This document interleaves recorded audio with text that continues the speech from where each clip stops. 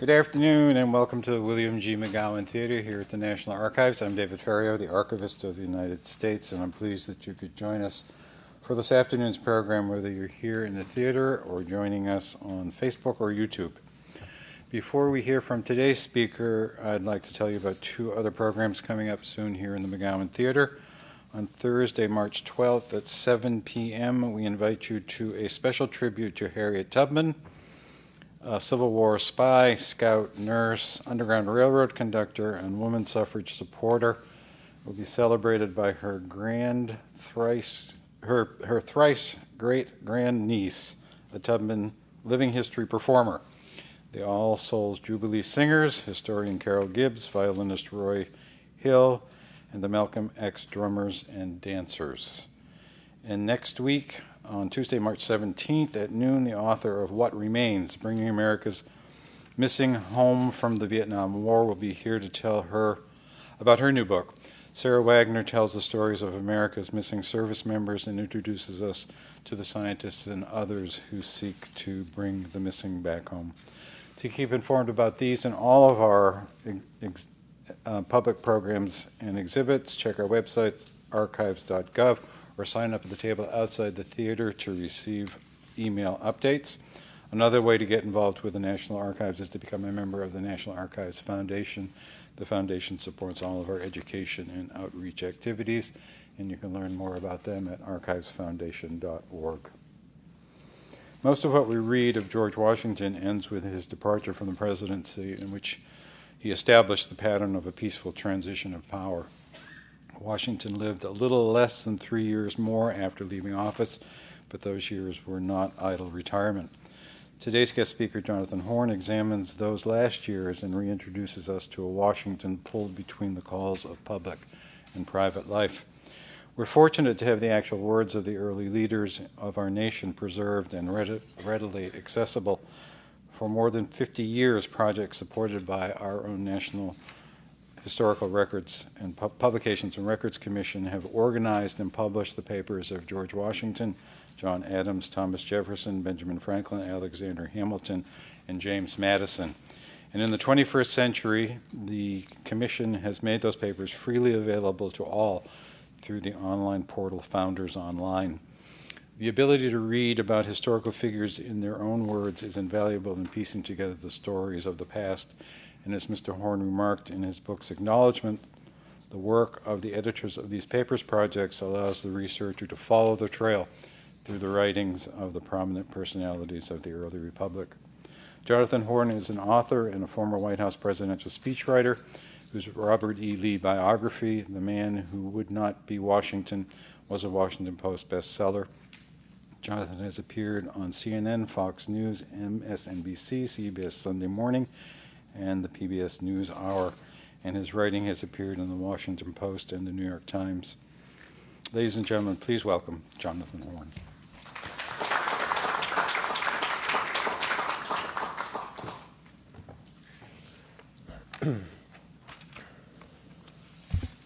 Well, thank you so much for that very kind introduction. And I am honored to be back at the National Archives, and I say back because I've been here many times to conduct research for my books. And I'm also grateful to the National Archives for administering the libraries that our presidents build when they leave office. And America's first president actually had an idea for building such a library when he left office. George Washington wanted to build some structure at Mount Vernon to hold what he called his voluminous papers. He never really got around to it, but I was actually at Mount Vernon last night giving a speech, and I'm proud to say that such a library now exists. It's called the Fred W. Smith National Library for the Study of George Washington, and it's a wonderful facility. But what's equally important, and perhaps more important, is what's happening here at the National Archives. Researchers, as was just mentioned, anywhere in the world can read the actual words that our founding fathers wrote, including George Washington, anywhere in the world through the website Founders Online. If you have not seen this website, you should check it out. It is the best way to get to know our founding fathers. You can read their own words and see them interacting and see what they were thinking. And George Washington, of course, could have never imagined a world where such a thing was possible. And he also couldn't have imagined a world where we had to start programs like this by saying, turn off your cell phones, no social media. But I think he would have approved that message. Long before most of us got the idea, he understood that anything he said in public or in private could be written down and could live on forever and cause him a lot of grief. And so while we should never say what somebody from the past would think about the present, I think it's probably fair to say that our first president would not relish showing up in your social media timeline. That said, the needs of an author and book tour are a little different than the first president, so you see where I'm going with this. Feel free to tweet as I talk today. It's been 5 years since I was last on book tour. Back then, it was for a Robert E. Lee biography titled The Man Who Would Not Be Washington. And as everyone pointed out, it made sense for my next book to be then about the man who was George Washington. I had worked as a White House speechwriter at the end of an administration, and I had seen what happened when a president left office. And that got me interested in the question of what happened to our very first president when he left office. And it turned out that the story of America's first post-presidency had really never been told in full. And I know what you're thinking. That sounds unbelievable. With all the biographies of George Washington, no one had told the full story of his post-presidency before? Well, have a little bit of sympathy for George Washington's biographers. Just think about all the ground they have to cover. This is a man who heard the first shots of the French and Indian War, who held the Continental Army together during the long American Revolution, who presided over the Constitutional Convention, who served 2 terms as president. Along the way, he lost his father at a young age. He was raised by his mother. He had his education cut short. He learned to be a surveyor on the frontier. He married the very wealthy widow, Martha Custis. He helped raise her children and her grandchildren from her previous marriage. He managed the sprawling 8,000-acre estate known as Mount Vernon. He forced slaves to work the land that he owned and pondered whether and when to and if he could set them free one day. And he became the most famous man in the United States. And by the time you get through all that and all those different topics, biographers tend to have run out of space. And they've met their deadlines are up. And their editors are on the phone calling and saying, hey, where's the book? And I have some sympathy for that as somebody who writes books. And as a result, the last years of George Washington's life tend to get shortchanged. So what gets left out? Well, George Washington left the presidency in March 1797, and he died in December 1799. That's a period of a little bit less than 3 years. I started writing this book in 2015, and I can see that some of you are already doing the math. And yes, it's true. That means it took me longer to write the story of George Washington's last years than it took George Washington to live his last years. And now you're really wondering how that could be possible. And that's a really good question. And when I went off on book tour, my wife, my very loving and supportive and very, very patient wife, said, why don't you try to answer that question? What took so long? Well, that's what I'm going to try to do today. I'm going to try to explain what did take so long. And at first, the story seemed pretty straightforward. It needed to begin on March 4th, 1797. That was one of those days in history when people knew they were witnessing history. It was a day when the people in Philadelphia witnessed something that no one alive ever had. Power peacefully transferring from one living head of state to another. And it was a day that George Washington had been eagerly looking forward to for a long time. he had actually wanted to leave the presidency after his first term in office. But he had been convinced by some very notable people that if he left the presidency, the country would come apart. It would collapse. Only he could hold the country together, was the argument. And so he reluctantly agreed to serve a second term. But by the time he finishes that second term in 1797, there really was no argument in the world that could have convinced him to serve a third term. Some opposition newspapers had been attacking him, had been writing things saying that he craved a crown, that he had not been true to the republic, and he knew his legacy as the American Cincinnatus depended on proving these claims wrong. There was nothing that was going to stop him from leaving office in 1797, and so he did. And he was 65 years old. He had recently lost his last tooth. He was very conscious of the way his dentures pushed out his lips. His hand had a slight tremble. His back was stooped. His hearing had weakened, but not so much that he could not hear the whispers about his senility. And his memory, which he thought had always been bad, had gotten worse. His vision had also declined. Objects that looked clear in the distance blurred as they approached. He did not think he had long to live. No member of the Washington family, the males I'm speaking of here, no Washington male, lived a particularly long life. And he imagined that he would live out what little days he had left as a farmer at Mount Vernon. He imagined himself occupying his time riding around his farms, fixing up his mansion house, which he felt had gone to ruin, and putting his papers in order. Because yes, he already knew back then that people like yours truly were one day going to want to see those papers.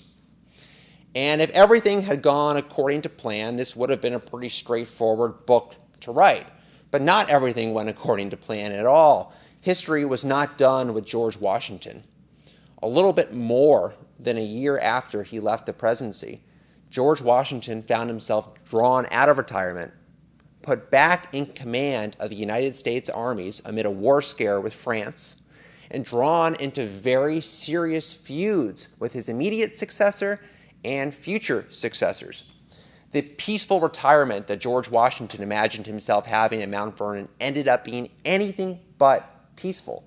It was filled with controversy, intrigue, and personal torment. Surrendering power ended up being far more difficult than George Washington ever imagined and brought his life to an end he never expected. Now, to be fair, there really was no precedent for what George Washington was trying to do. Americans at the time were aware of the Roman general Cincinnatus, who had famously saved the Roman Republic and then returned to his farm. But that was several thousand years earlier. And more recently, what was on their mind was what had happened to the King of France when he left power. He had literally lost his head in a guillotine. Louis XVI had lost power and then gone to the guillotine. And precedent is a word we use a lot when we talk about George Washington. And no precedent was more important than the precedent he set when he left office at the end of his second terms. But if we're honest, we can admit that in some pretty important ways, George Washington's post-presidency diverges from the way we think former presidents should act today. Let me give you some examples. We think today that, for the most part, former presidents should avoid meddling in the affairs of their successors. But John Adams, who was George Washington's successor, would have told you that George Washington had majorly meddled in his administration. Now, some of it was John Adams' own fault. The French had been seizing American ships at sea, and John Adams had sent envoys to France to negotiate a settlement. And when news came back to the United States that the French would not receive America's envoys unless they first paid a bribe, the United States began preparing for war. And it was John Adams who, under these circumstances, nominated George Washington to be the commander-in-chief of the armies of the United States without apparently pausing to ponder why the Constitution specifically reserves the title of Commander-in-Chief for the President of the United States. And this is important, without even bothering to ask if George Washington would have any conditions for his acceptance. And it turned out that George Washington did have some conditions for his acceptance. He did not want to take active command of the new army being formed unless there was an actual invasion by France. And he wanted to choose his second in command, the person who would serve as the chief in his absence. And for that role, he wanted somebody who he specifically knew that John Adams did not want, the star of everyone's favorite musical, Hamilton. And so privately, John Adams thought that Alexander Hamilton more resembled a Caesar than a Cincinnatus. But publicly, John Adams could not afford a falling out with George Washington. And George Washington made it clear that he would resign his command if he did not get his way. So John Adams essentially had to give way. And as Adams saw it later, and as he explained later, he essentially saw himself in a no-win situation. If he didn't give up and give George Washington what Washington wanted, he thought that Washington would have simply challenged him for the presidency in the election of 1800, obviously won, and then given Hamilton the command that he wanted to give Hamilton anyway. And there is some evidence, actually, to suggest that this crazy thought was not as crazy as it might sound today. Influential people in communication with members of Adams' own cabinet, and Adams had made the mistake, by the way, of retaining all of George Washington's cabinet secretaries, actually were trying to convince George Washington to seek the presidency again in the election of 1800, especially as it became clear that John Adams would lose to Thomas Jefferson. And as it became clear, especially because Adams had done something else. He had sent a new mission to France to negotiate a peace settlement that eventually would avert war, and this invasion would never actually happen despite all of the military preparations. It would remain a quasi-war, mainly fought at sea. And so even though George Washington tried to silence this talk of him serving a third term, it persisted. And that brings me to another way that in George Washington's post-presidency, I think, diverges from the way we think former presidents should act today. We think today that leaving office somehow lifts former presidents above partisan feuds. It lifts them above partisanship. But I think by any fair explanation, George Washington descended deeper than ever into partisanship. We all remember, of course, George Washington's famous farewell address, where he said, "Avoid the spirit of political parties." But less remembered is the letter that he wrote during the final years of his life, where he said basically all Americans at this point only had a choice but to be a member of one party or the other party. Back then, the choice was between Republicans and Federalists, and he was very much a Federalist at this point. He involved himself in congressional electioneering in a way that he never would have as president. He favored excluding Republicans from high-ranking officerships in the new army he was forming, and he supported the infamous Alien and Sedition Acts, which actually led to journalists associated with the Republican Party being put in prison. And just to give you a sense of how far things went, by the time George Washington died, he was essentially no longer on speaking terms with three of the most prominent Republican leaders. That is Thomas Jefferson, James Madison, and James Monroe. That is your third, fourth, and fifth presidents of the United States. And in fact, just hearing a report of a speech that James Madison had given in favor of having James Monroe elected governor of Virginia sent George Washington into an absolute rage on the evening of December 13th, 1799. And it actually turned out to be the very last news report that George Washington ever received, because he died the next evening. And Even as he died, though, there was still more talk, more push of trying to convince him to seek a third term in the election of 1800. And it's probably for the best that George Washington did not live to see the election of 1800, because he would not have been happy at all by the result, which of course was Thomas Jefferson winning the presidency. So much for all of our founding fathers getting along. Perhaps the one thing that everyone seemed to agree on at this time was that the country was coming apart. There had been a time when everybody agreed that George Washington could hold together the country. But George Washington would have been the first to tell you that he no longer could. And in some ways, the fears that you hear back then echo fears that we hear today. They sound very familiar to us. People back then were worried about foreign intervention in elections. It had happened in 1796. The French had interfered on behalf of the Republican Party. It didn't work, but it was tried. They back then were worried about new forms of media. It wasn't social media, but it was something new to them, partisan newspapers. And they were worried about those papers spreading what we today would call fake news.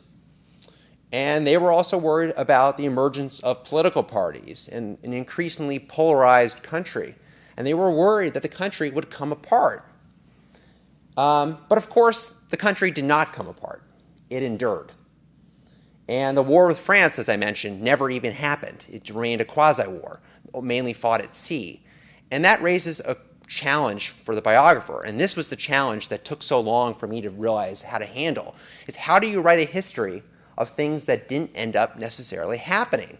How do you explain how people we all admire made decisions that seem illogical when viewed in hindsight? And I guess there are a couple different approaches you could take. One approach would be to tell the story from the comfort of the 21st century, with all the omniscience that hindsight gives you. But the problem with that approach is that it gives you the idea that perhaps we would have made better decisions had we been alive back then. And nothing could be further from the truth. I think you can't understand decisions that people made in the past unless you understand what information they had to deal with. So I made a decision when writing this book. I would only give readers information that was then available to the people who were living back then.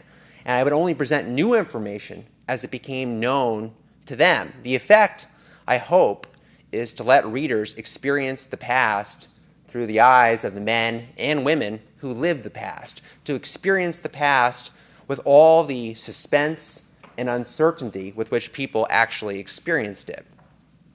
Now, of course, there was another question, though. Whose eyes should we tell this story through? And the temptation is just to say George Washington's eyes. But remember what I said. His vision was no longer as good as it once was. Objects that looked clear in the distance blurred as they approached. No longer could he see himself clearly. The story of an aging patriarch struggling to give up control needs to make room for new voices.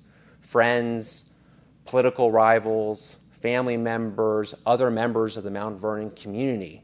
No longer could Washington dominate events the way he once had. No longer could Washington even alone speak for the name Washington. It was no longer just his. It belonged to a rising capital city where we find ourselves today. It didn't look like much back then. Just some wide, unpaved avenues cut through the trees, one wing of a capitol at the end of one of the major thoroughfares, a boxy grayish-white house at the end of the other. But George Washington had high hopes for this place. It was he who had chosen the spot for it on the Potomac River.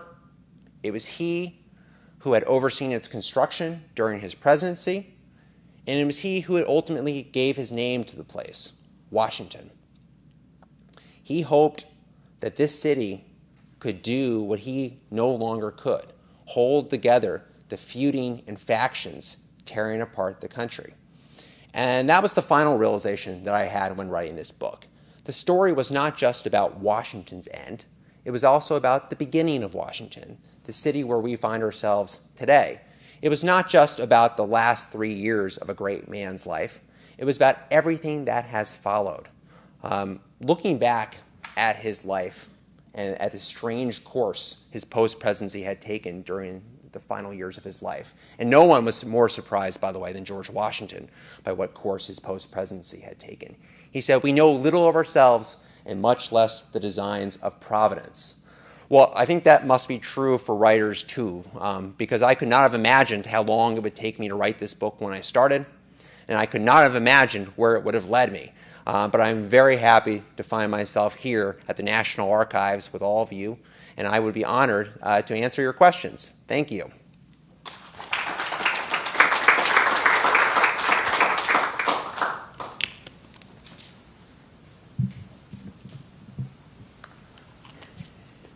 Hi.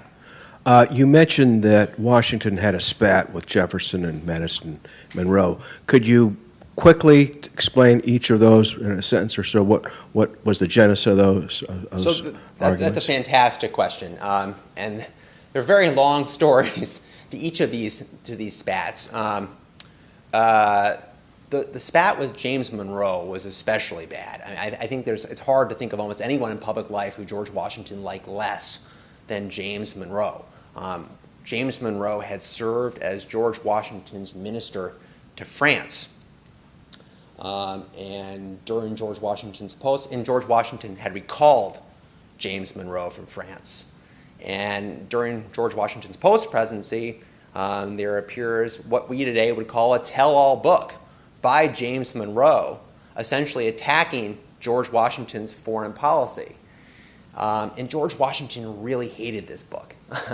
And he really wanted to respond to this book in some way. And how do we know this? Well, because we have his annotations of the book. He was scribbling angry notes in the book, and he's sort of just almost making fun of Monroe, and you can just see he's just absolutely enraged as he's reading this book. But he can't respond, and he holds himself back. Now, the feud with Jefferson is much more complex. Jefferson, of course, had been a very close advisor to George Washington. Jefferson had been one of the people who told George Washington at the end of his first term, "You can't retire because the country is going to come apart if you do." But then, of course, Jefferson makes the decision after he convinces Washington to serve a second term to head back to Monticello and retire from the cabinet. And not long afterwards, George Washington starts getting reports that Thomas Jefferson is speaking about him in not very flattering ways. There's reports that he is saying George Washington has fallen under the sway of certain people who are sympathetic to the British. And then during Washington's post-presidency, very early on, there appears a very famous letter that Thomas Jefferson wrote to a friend in Italy. Comes into the newspapers, just like today. Nothing stayed private for very long. Everything leaked. And there were tell-all books.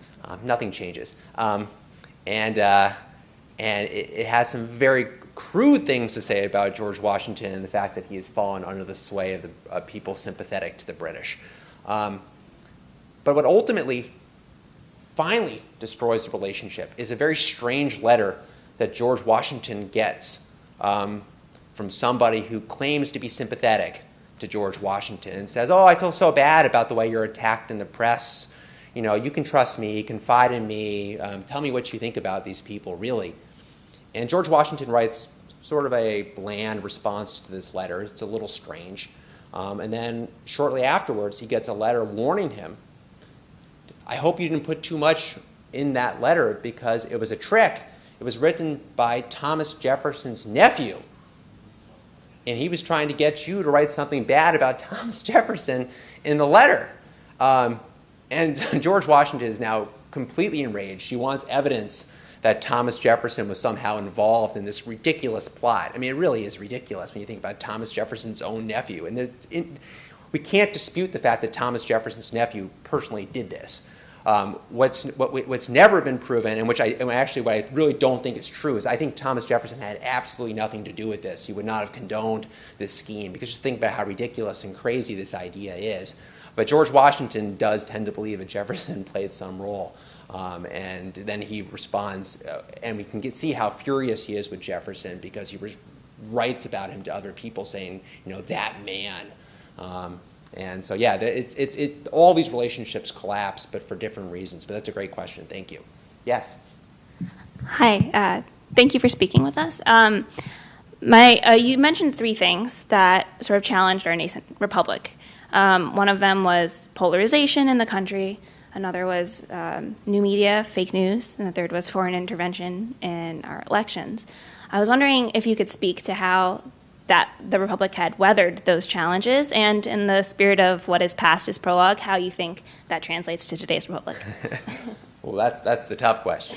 I think what's interesting, and there's I don't know if there's a good answer to how we weather these challenges. What's interesting to see is that the country is more resilient than we think it is, and in many ways. And if you go back and look at the response to these challenges back then, people really did think the country was falling apart. They thought Federalists thought that if Thomas Jefferson won the presidency, we would be headed toward the reign of terror that was seen in France. And Republicans thought that, there were some Republicans who actually thought that, yes, the Federalists had a plot to convert the presidency into a monarchy and turn the Senate into a House of Lords and import the entire scheme of British government. And again, all this stuff sounds so illogical to us today. We say, how could people have really believed this crazy stuff? But it was all really real to them. And I think it's an important call for perspective in our own minds about where we are and the challenges we face. And it's really difficult. And that's why one of the reasons I made a decision to tell the book the way I did. I wanted to let you see it through the eyes of the people who lived it. So you could see, because again, if you just say those things in the abstract, it makes all these people sound like they're crazy. But they weren't crazy. They were dealing with really complicated stuff. And it was all without precedent. They had no idea what was going to happen. It's only that the past looks safe when we look back on it in hindsight. Could you expand a little bit upon his loyalty to his Vice President John Adams, and despite the XYZ affair and things of this nature that occurred under his presidency when I believe Washington was still alive, and his relationship with Madison? So the first question is his relationship with Adams. It was an interesting relationship with Adams, and I guess in some ways the best way to answer that question is perhaps with some stories.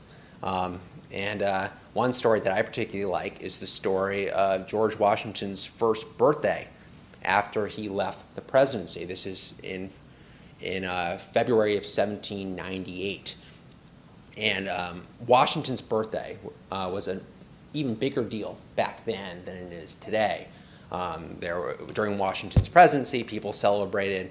There was cannon fire. There were bells. People came to the house where Washington lived, to pay their respects. And there was a big balls at night where everybody danced in honor of George Washington. You mentioned James Madison. Well, James Madison was very proud that in 1796, Republicans, of whom he was one of the leaders, defeated a motion to adjourn the House of Representatives for 30 minutes in honor of George Washington's birthday. So that gives you an idea. Again, things were, even back then, weren't always great. And then John Adams had gone to the balls in honor of George Washington's birthday when he was vice president. But he somehow got it in his head that he wasn't going to do that when he was president. And the best source for this is Abigail Adams, who says it would be very unbecoming for a president to attend a ball in honor of a former president. And so but the invitation to go to the Philadelphia ball comes nonetheless. And John Adams writes a really terse, angry note back, basically saying, no, I will not go to a ball in honor of George Washington's birthday, and I decline your invitation. So what happens to that note? Well, what do you think happens? It naturally was published in the newspapers. And it causes a massive scandal in Philadelphia, and everyone is upset, and no one knows what the right protocol now is how to handle this ball for Washington's birthday.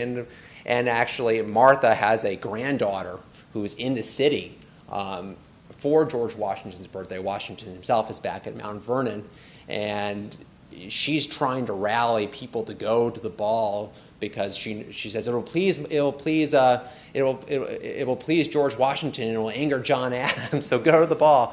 So again, so you can just sort of see there's all kinds of tension. And one thing that complicated the Washington-Adams relationship beyond the fight over who would be second in command of the Army, which I touched upon in the remarks, was also the distance. We're so used today to be able to send an email and get a quick response. Things didn't work like that back then.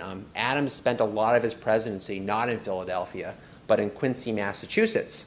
And George Washington was at Mount Vernon. And they rarely wrote to each other directly. Most of the time, instead, they preferred to correspond through Secretary of War James McHenry. And everyone agreed on one thing about James McHenry, which was he was a really nice guy, but he was completely incompetent for his job. So your messages between the former president and the president are sort of going through Philadelphia, being translated by McHenry, and it's taking weeks for George Washington and John Adams to know, and this is the context on which this massive feud takes place over the structure of the new army, because it really, when you think about it, amounts to the question of who will command the armies of the United States.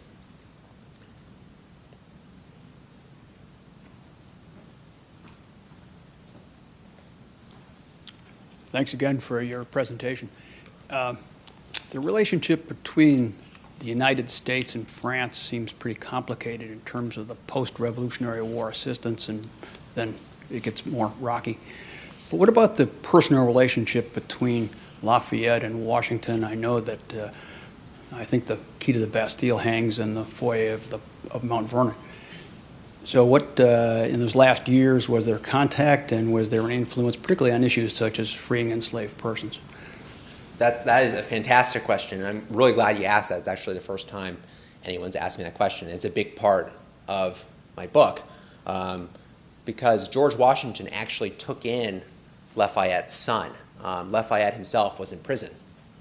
He had been imprisoned by the forces fighting against the French Revolution. Ironically, he had to flee France because he had made enemies with the French government, but then he had been no more liked by the Austrians and the Prussians who were fighting France, and he ends up in an Austrian prison.